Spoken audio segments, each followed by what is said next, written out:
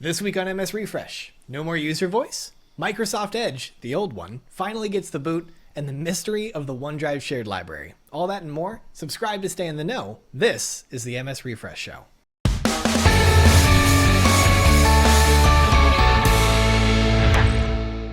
Hi there, and welcome to the Matt and Sean 365 Refresh Show. This is episode 15 for the week of March 15th, 2021. Coming from the west coast of the US, my name is Sean Bugler. And from the east coast, my name is Matt Wade. And today we're going to be talking about some interesting stuff. I mean, it's not a slow news week by any stretch, but it's a lot of housekeeping, which I'm really interested in. How are you feeling, Matt? How's your world? I'm good. We got to catch up on a couple weeks where all we talked about was Ignite. Yeah, it's interesting because I feel like we covered like the big flagship marquee stuff that Microsoft was really big on at Ignite. But there were so many little things that obviously, just from a show running perspective, don't necessarily rise to the prescience, to the prevalence of let's say it in a keynote or let's dedicate an entire session to it. So I'm looking forward to that. Agreed. What's your world like otherwise? It was beautiful out in New York this week, which was really nice because I was able to bring lunch over to my parents' house and actually eat out on the deck with them, which was kind of nice since I haven't really been around them for the last few months. So it was kind of a nice week in that respect. I have been trying not to get if there's any quality about me that I'm, painfully aware of, it's my FOMO, my fear of missing out. I think that's a big part of why I love tech is, it's just this constant influx of always new stuff. things that always new stuff. And I love that. That's why I love this show. But I've never had it about a medical thing before. And so to see friends and family starting to get the vaccine, I'm starting to get the do I need to camp out? Like you're getting your next iPhone? Just like I'm getting my next iPhone. Yeah, right? Can't I get it mailed to me? I'll figure it out. Yeah, right, exactly. Yeah, and they've been vaccinated at this point too, so that just makes me feel good as well. So and things are looking up. I'm looking forward to spring. I'm looking forward to being released. And, just getting back some normalcy, I think will be a very positive thing for all of us. Yeah, I certainly wouldn't describe my life before all of this as normal, nor would I describe either of us as normal. But I'm looking forward to getting back to whatever that was. Yes, agreed. Yep. Yeah, so, without further ado, Matt, we've got a lot to catch up on, so let's get right to the news. I think it's time for you to jump right in. This is the news. We're back to the black hole of system feedback collection at Microsoft. Last week, the company announced that it was moving away from UserVoice, a feature request and voting platform. Spectators have surmised the issue may be related to customer privacy concerns, seeing as UserVoice isn't owned by Microsoft, but no specific accusations have been levied. Microsoft themselves said in a report that the change was due to a recent internal policy change but didn't go into details. They did point to forums like the tech community and similar Microsoft-owned communities, although none listed have comparable functionality to what's being lost here. So for now, and the foreseeable future, you can put your feedback in the bin, and they'll get to it when they get to it. The ability to move tasks between planner plans is coming next month. Currently, tasks that exist within a plan can't be moved to separate plans, but with this latest roadmap posting, it sounds like that won't be the case for long. You'll be able to move tasks to any plan you happen to be a member of.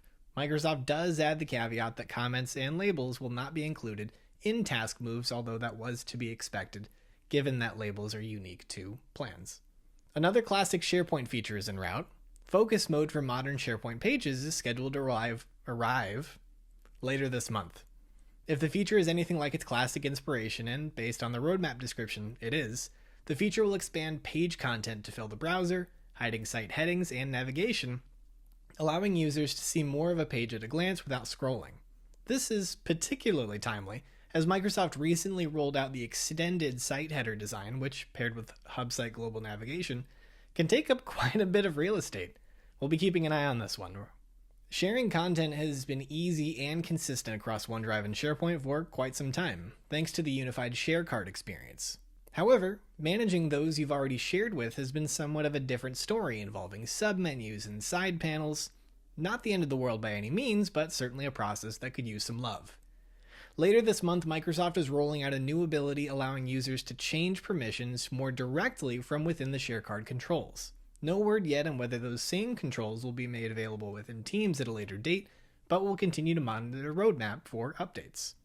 A preview of the new walkie-talkie feature for Teams is scheduled to hit iOS in June, according to a new roadmap entry.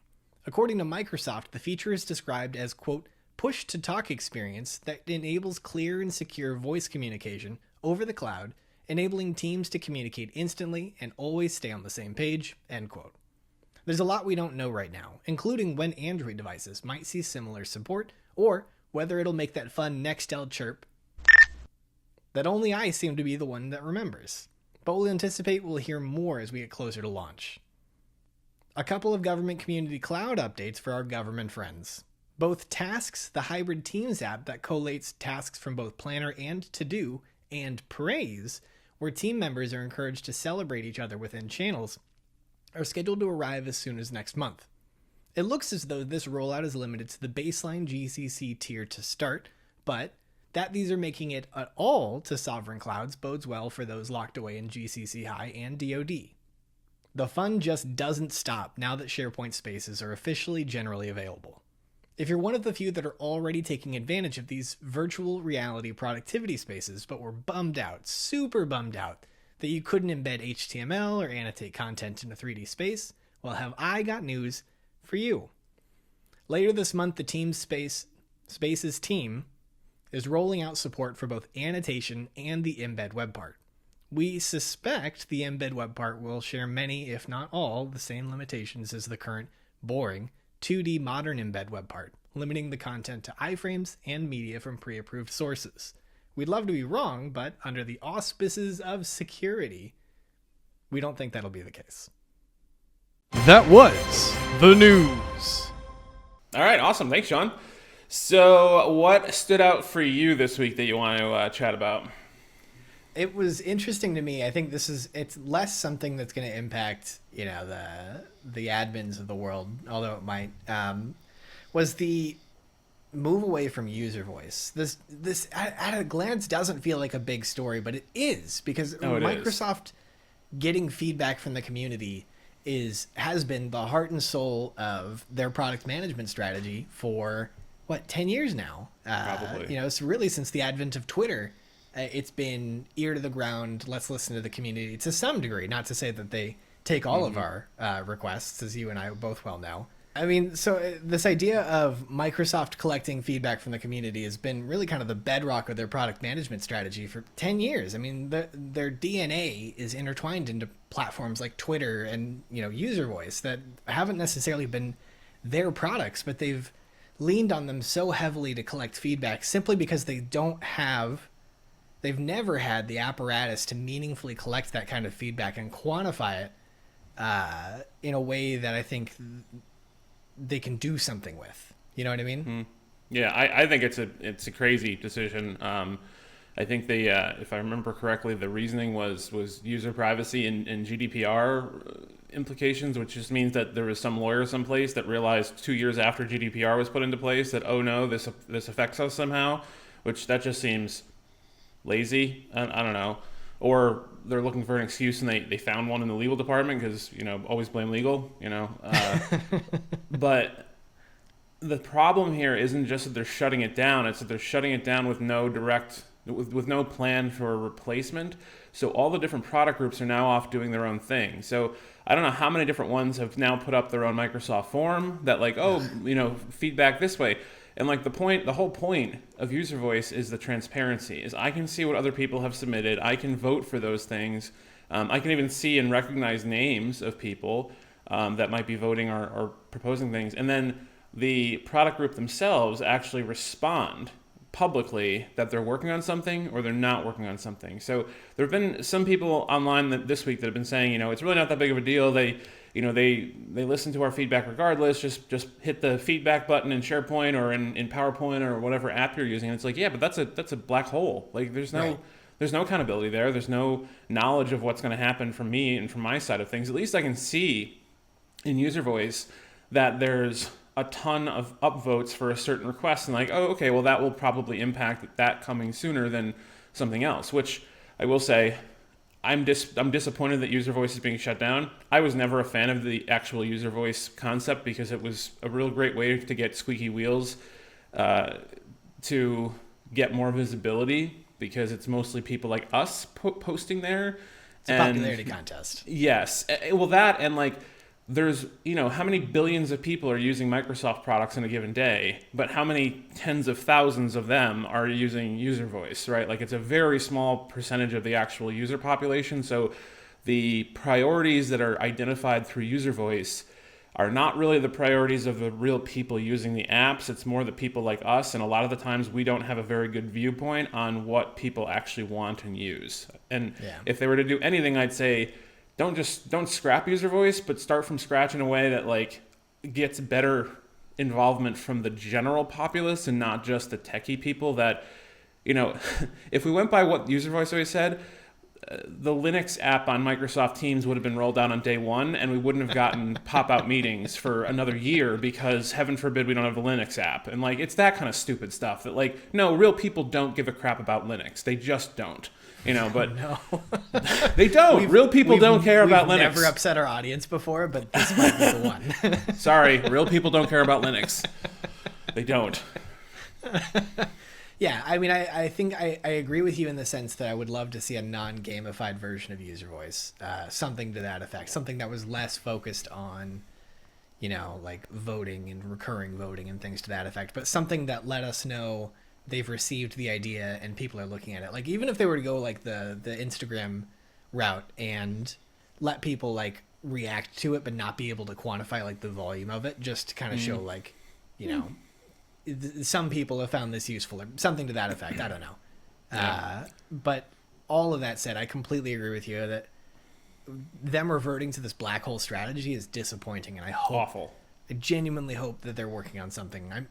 Internally would be great. I'd love to have a product that did something to that effect so that I can implement that within my organization. But it's a great opportunity to start leveraging Power Apps portals. There you Microsoft, get to work. What's something that caught your attention? Something that kind of flew under the radar a little bit during Ignite was this, I guess, new-ish feature called shared libraries in OneDrive. So I thought I'd mention that real quick because there's some implications in how those work. So this is the concept where, I don't need a site. I just want to be able to save files and share them with some other people easily and quickly, and without having to go through a site creation or having to be like a hardcore SharePoint site owner or something like that. And you'll find this on the left-hand bar on OneDrive, all the way at the bottom. You'll see a list of your shared libraries already. It's kind of quick access to some of the ones that you use on a regular basis in SharePoint. And there's an option to create a shared library. So there was a video overviewing this during Ignite. Thought it was pretty cool, so I kind of looked into it. And you and I just did some testing. And what were we surprised by, Sean? It's just a group. It's an Office 365 group and team site. It basically takes existing features and just wraps them up in a different way so that it seems easy and quick, but it's still a SharePoint site. There's still an owner of the SharePoint site. It's not the promise that it seems to be, which is that, it's like an ownerless library in OneDrive that happens to have version history and metadata. It's literally, behind the scenes, it's creating a SharePoint site. In fact, when you go to create it, Sean, you're the one that notices that once you give it a name, there's a little button that says, show advanced settings, and then it asks you, if you want to fill in the name of the site and what the email address of the site is going to be, right? So yeah, it's an interesting feature. It's kind of cool, but it also, leads to some annoyances with governance, because now you have this like unregulated document library. Like literally it's just a library, or the site exists just for the sake of the library. That's it, right? Yeah. And then it does the automatic link, I think, to like make it show up in your OneDrive, so it feels like it's a OneDrive library, but it's not. Yeah. It's an interesting feature, kind of cool. We were actually both kind of talking beforehand about what are the implications here if you have site creation turned off, or like, people aren't allowed to to create sites based on policy that you've put out there. We don't know what happens in that case because we haven't tested it, but I'm kind of curious if this is a workaround for people to make sites if they figure that out and then start sharing it with other people in their organizations. Yeah, I mean, so if you ask me, it's a shakedown for Microsoft trying to get people to buy Azure AD Premium too. Like, oh, you don't want people to create all these objects, the mailbox, the SharePoint site. Right. Be really nice if you could turn that off. Yeah. It's a nice wallet you got there. Right. You got in there. Yeah, interesting. I hadn't thought of it that way. It'd be really nice if you could turn that off. Yeah. Because that organizations, particularly at the scope and scan, it's not like it's not like it's a flat rate. It's per user. Yeah, right. You got to believe that they're making a mint just off of the back of that functionality.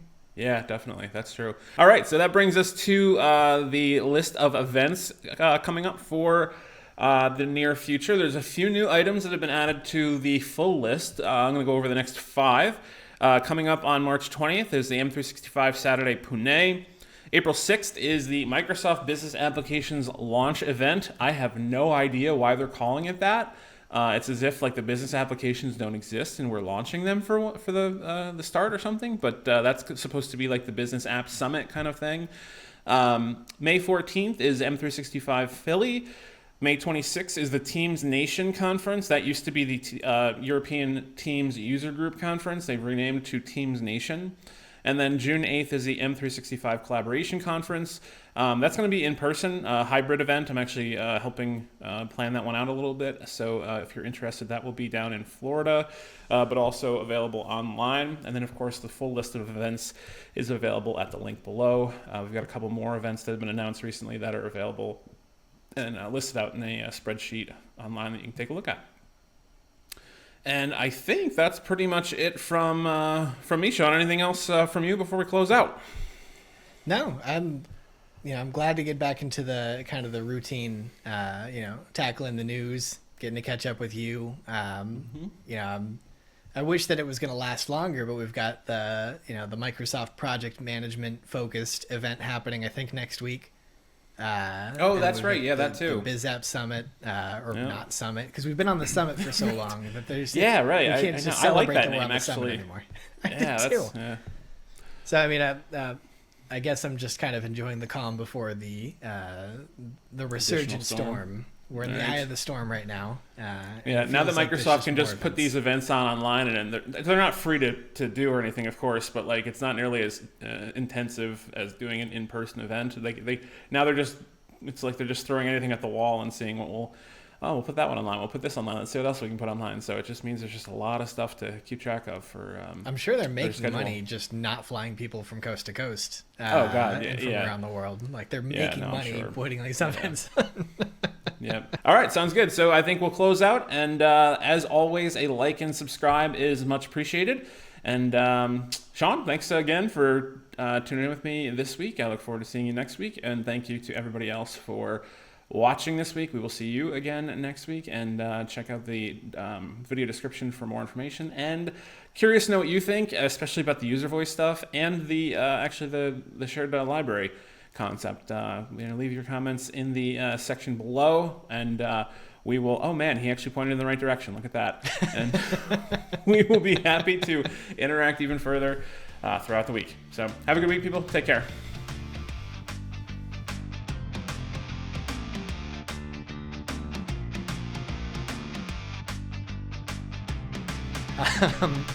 So I would say that Microsoft moving away from.